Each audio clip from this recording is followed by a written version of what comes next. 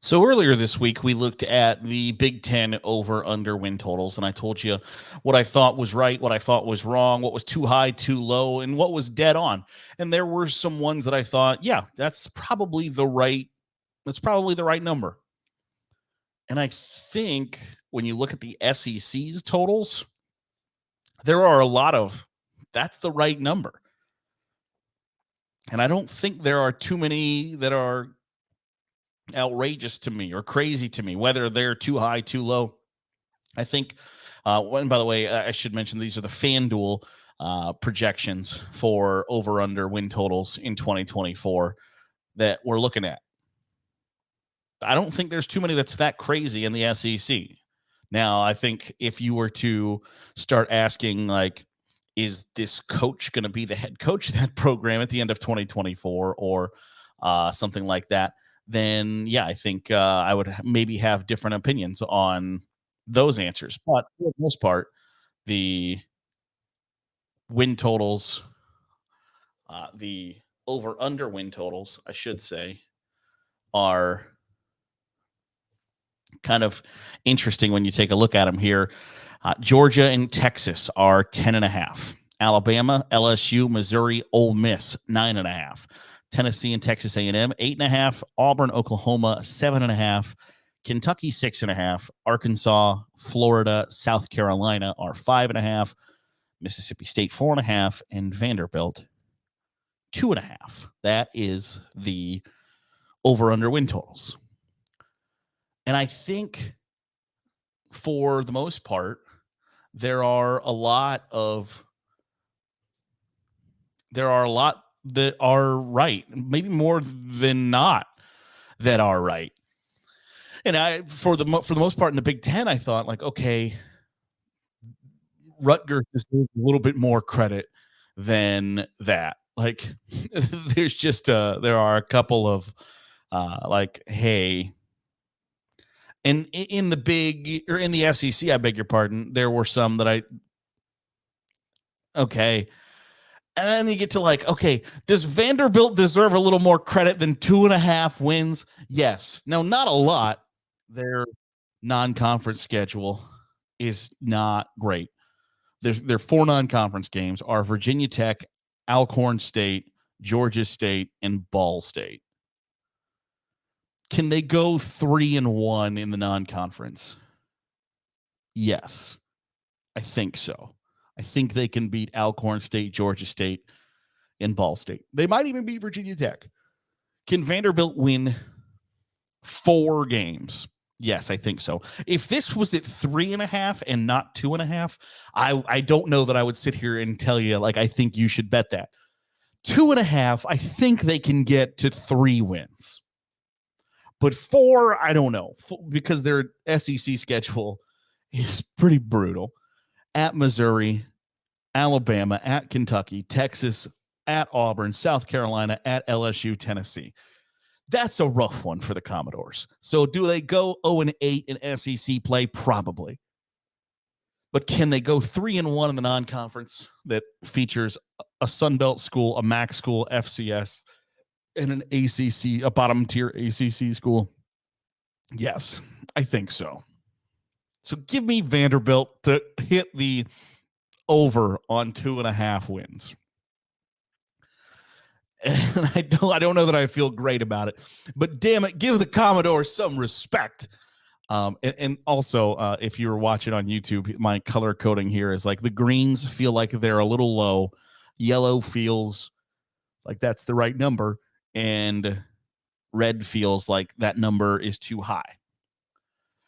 So there are a couple of other ones that I thought were low. Kentucky at 6.5 feels low because similarly to Vanderbilt, their non-conference is not super difficult. They are taking on Southern Miss, Ohio, Murray State, and Louisville.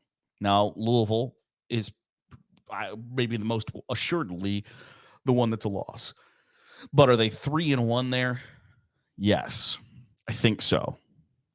Unless you're counting a loss to Southern Miss or Ohio. I don't think you can count a loss to Murray State as likely.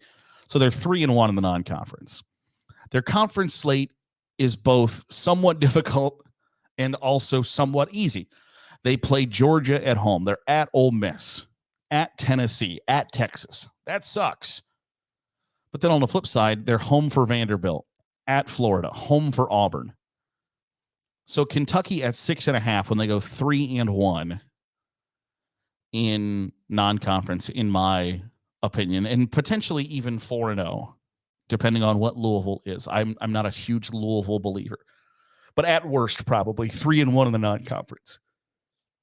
So that's 3-1. A win over Vanderbilt is 4. A win over Florida is 5. A win over Auburn is 6. South Carolina, probably not going to be that great. A win over South Carolina is 7.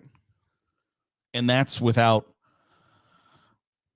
a super upset win over Georgia, Ole Miss, Tennessee, Texas. I don't know that I would project them to win any of those 4 games, but 6.5 feels borderline right number, but I think it's just slightly. I think you could argue Kentucky is just above that, unless they are not as good as South Carolina, which we'll talk about here in a second.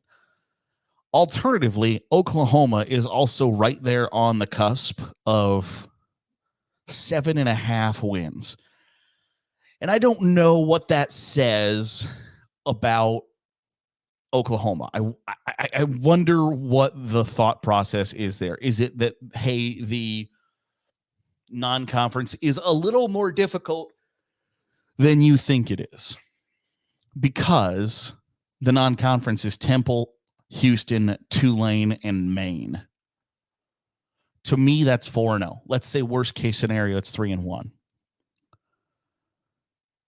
The schedule is somewhat difficult. Home for Tennessee, at Auburn, Texas, South Carolina, at Ole Miss, at Missouri, Alabama, at LSU. On paper, that does not shout, oh, this is a 10-win team. And they might have the talent to be a 10-win team, but when the start of the season, you have 6 games on your schedule against ranked opponents, like, oh, wow, hell, that might be pretty difficult. But they get Tennessee at home. They get Alabama at home. They get Texas at a neutral site that they have shown that they can win there, even when Texas is one of the best teams in the country. So Oklahoma at 7.5 feels just slightly low. If it had said 8.5, I'm like, yeah, it's pretty difficult to argue with, because you go 4-0 in non-conference conceivably. You got to get 4 more SEC wins. Auburn, South Carolina, Texas. I don't think Ole Miss or Tennessee is all that hard to grab a victory. And I think Ole Miss is going. We'll chat about Ole Miss in a second. But that's my immediate takeaway is Oklahoma, Kentucky, and Vanderbilt feel too high in those rankings. That if you're going to say, hey, 7.5, 6.5, 2.5. On the flip side, or those are too low, I beg your pardon, too low. Too high on the flip side might be Auburn. And I think they get 7.5 because, again, non-conference is not good. They're going to go 4-0 in the non-conference. Alabama, A&M, Cal, New Mexico, and ULM. There's 4 right there. Are they going to be better than Arkansas? I would say so. There's 5. Are they going to be better than Kentucky? Are they going to be better than Vanderbilt? There's 6. But then your options for wins are Oklahoma, Georgia, Missouri, Kentucky, Texas A&M, Alabama. Does that instill a ton of confidence in you that they're going to win 2 of those 5 or 6 games? No. Okay, probably a little high then. 7.5, when you're when you're in a spot where, like, for the second consecutive year, you're like, I don't really know who's going to be our quarterback, is a weird spot to be in for Auburn. Mississippi State, 4.5. Feels a little high to me, strictly because I don't have a ton of confidence in their non-conference. Eastern Kentucky at Arizona State, Toledo, and UMass. Okay. Are they guaranteed to beat Arizona State at Arizona State? I don't think so. I don't know that they're guaranteed to beat Toledo. So they've got UMass and Eastern Kentucky, an FCS school, and then one of the worst Division I, one of the worst FBS programs. I'll give you 2 there. They play at Texas, at Georgia, Texas A&M, at Tennessee, Missouri, and at Ole Miss. So you're looking at, they need to beat Arkansas and Florida to get to 4. They need to beat both of them, in my opinion, to get to 4. And that's the under. I think that's a hell of a tough spot to be in. Are they going to be better than Florida? I don't think so. I think Florida is going to be pretty good. And the problem with Florida being pretty good is it's not going to be damn anywhere close to good enough. They're in a tough spot. A&M at 8.5 feels high. And that's with a weak non-conference. They play McNeese State, Bowling Green, New Mexico State. But then also A&M is playing Notre Dame and Arkansas. Or they're playing Notre Dame and LSU and Texas. It's not as easy as it looks. So for A&M to get to 8.5, let's say they go 3-1 in the non-conference, they lose to Notre Dame, which I don't think is an outrageous take. Can they beat Florida? Yeah. There's 4. Arkansas, yeah, 5. Mississippi State, 6. South Carolina, 7. Is A&M Auburn a toss-up? Pretty close to it. Is A&M LSU a toss-up? I wouldn't say so. I would say it's decidedly in favor of LSU. Missouri, Texas. I don't see how A&M gets to 9 wins. I think that's a high number. I believe Mike Elko is going to turn them around. I don't know that it's going to be immediate, but I think they're going to be pretty decent under him because they're going to have some interest in playing defense. But 9 wins in year 1 feels really high in a schedule that includes Notre Dame, Missouri, LSU, and Texas. That feels like 4 losses right there in a 12-game schedule. So I don't know that I think A&M is going to be able to eclipse 8.5. Feels high to me. And then the rest of the conference, Georgia, Texas, Alabama, LSU, Missouri, Ole Miss, Tennessee, Arkansas, Florida, and South Carolina, feels like, yeah, those are the right numbers. Those are the right numbers to me. If you were to ask, like when I was going through clicking on them, I would say to myself, okay, what is Georgia's over-under in my mind? 10.5. It's 10.5. What's the over-under in my mind to Texas? 10.5. Alabama, I said 9.5. I thought LSU would be 10.5. It wasn't. It was 9.5. Missouri, 9.5. Yeah, those feel like right numbers. When you look at the other side of the coin, where the Arkansas, the Florida, and the South Carolina, even that feels like, yeah, I think those are the right numbers. I think Florida's going to be pretty good, and they're in a hell of a spot because their schedule is difficult. Their final 5 games of the season is as bad of a 5-game stretch as you can get in 2024. They are home, or I guess not home. They are facing Georgia in the world's largest outdoor cocktail party. At Texas, home for LSU, home for Ole Miss, at Florida State. If you were to ask me to put together who's going to make the college football playoff in 2024, there are 5 schools, those last 5 games, I would tell you probably 4 of them are in the college football playoff. And that's Florida's final 5 games. Georgia, Texas, LSU, Ole Miss, Florida State. Maybe all 5 of them are in the college football playoff. And that's Georgia's November. Or that's Florida's November, I beg your pardon. And that's after they've already played Kentucky, Tennessee, Texas A&M, and Miami. I think Florida's going to be okay. Their record's just not going to show it. And I don't know that Billy Napier makes it out of 2024 with his job. I don't see how that happens, because in that final 5 games of the season, not only is Florida not going to be favored to win any of them, I don't know that Georgia's going to be favored to keep any of them within 10 points. That's a hell of a spot to be in, especially when 2 of them are at home and 4 of them are within your state. Like in those 5 games, they leave the state of Florida once, but you're going to Texas, rough. You're going to Florida State, it's tough. So I'm bullish on Billy Napier at Florida. It's just not going to be in 2024, and I don't know if they can get through 2024. But 5.5 feels like the right number, especially when you get to the back half of that 5 and 5. It's like, or the back half of that schedule, those 5 games. Florida's non-conference is tough. Miami, Florida State, UCF, and Samford. Now, okay, it's not tough, but it's more difficult than damn near anybody else in the SEC.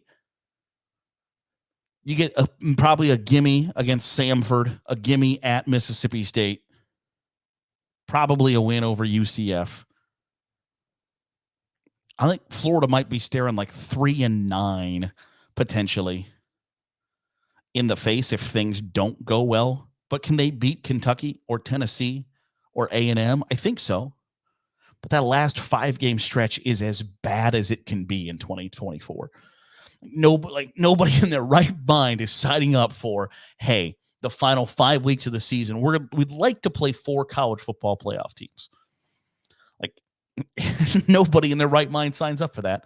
And yet that is what Florida is facing in 2024. Again, Georgia at Texas, LSU, Ole Miss at Florida State. Yikes.